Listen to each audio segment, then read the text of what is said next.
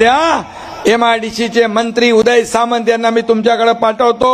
बैठक घ्या आणि इथं रोजगार निर्माण करा. करतो बघतो पाहतो वाला काम एकनाथ शिंदेचं नाही. No reason on the spot decision. Uday सामंतला फोन लाव लागतो का बघ.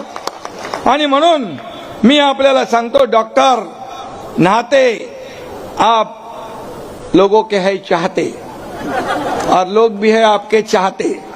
इसलिए म्हणून तुमचा विजय पक्का होईल.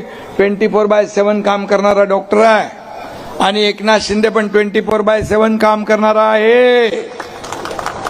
मला आठवतंय मी 2.5 वर्षामध्ये मला वाटतं 2.5 तासापेक्षा जास्ती झोपलो नसेल. 2.5 तासापेक्षा जास्ती झोपलो नसेल. मला लोक म्हणतात तुम्ही कधी झोपता.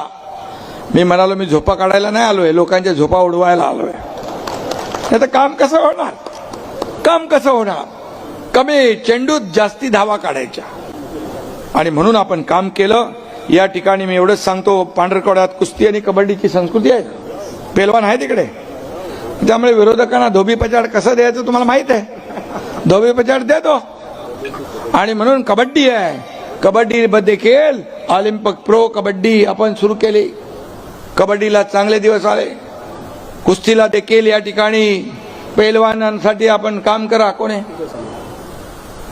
हॅलो उदय बोलतो. उदय सामंतजी, मी इथं पांढरकवड्यात सभेत आलोय. लोकांची मागणी आहे, इथे रोजगार नाही मिळत, इथं MIDC पाहिजे, जागा द्यायला तयार आहेत.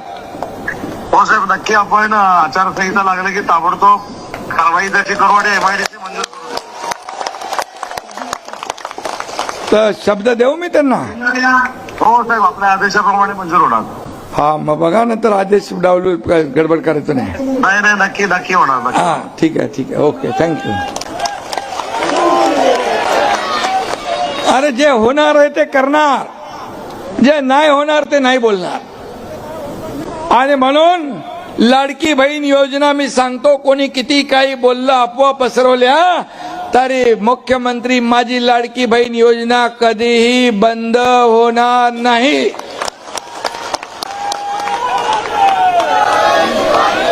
तुम्हीच तर सगळं केलंय.